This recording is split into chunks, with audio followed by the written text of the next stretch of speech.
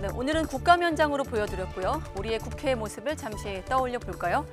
대한민국의 입법을 담당하는 헌법기관이자 대의정치의 한 복판이지만 눈살을 찌푸리게 하는 장면들도 스쳐 지나갑니다. 본회의장에서 끊이지 않는 상대당 의원들에 대한 고성, 그리고 항의, 야유는 익숙하기까지 합니다. 또 이 상임위 회의장에 잠깐 들어보시죠. 네. 또 상임위 회의장에 자주 등장하는 비방 손팻말을 보면 국회가 국민을 대표하는 헌법기관이 맞는지 의문이 들 때도 있습니다. 네, 일방적인 국회 운영과 국회의 폭력을 예방하기 위해 지난 2012년 국회 선진화법이 도입되면서 물리적 충돌은 많이 사라졌지만 서로를 향한 야유와 손팻말 들기는 허다했고 막장 국회라는 오명은 여전합니다.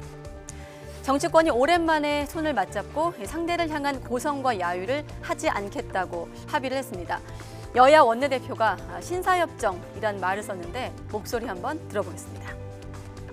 첫 번째는 대통령의 시정연설, 그리고 두 번째는 여야 교섭단체 대표연설 시에는 플로어에 있는 그 자리에 앉아 있는 의원들이 별도의 발언을 하지 않는 말씀을 하지 않는 것으로 우리가 신사협정 같은 것을 제안을 했고 여야가 이에 대해서 합의했습니다.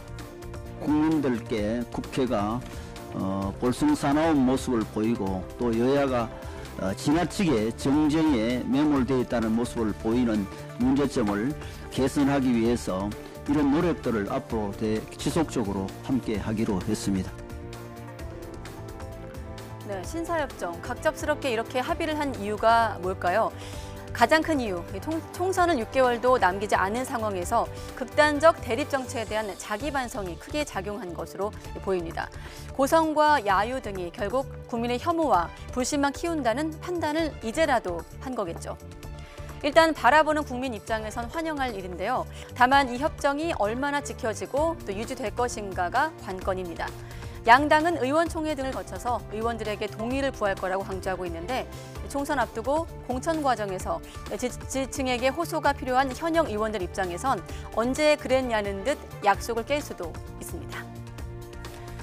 네, 우선은 오는 31일 윤석열 대통령의 내년도 예산안 국회 시정연설이 이번 합의의 시험대가 될 것으로 보이는데요.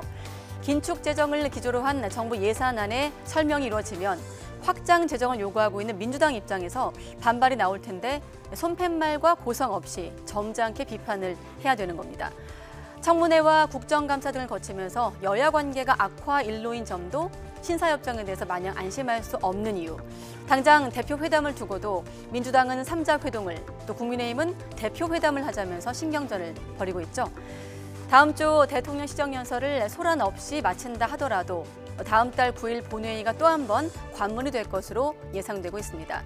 민주당이 노란봉투법과 방송 3법을 처리하겠다고 밝힌 가운데 국민의힘이 필리버스터, 무제한 토론으로 이를 막겠다고 대치하고 있기 때문이죠.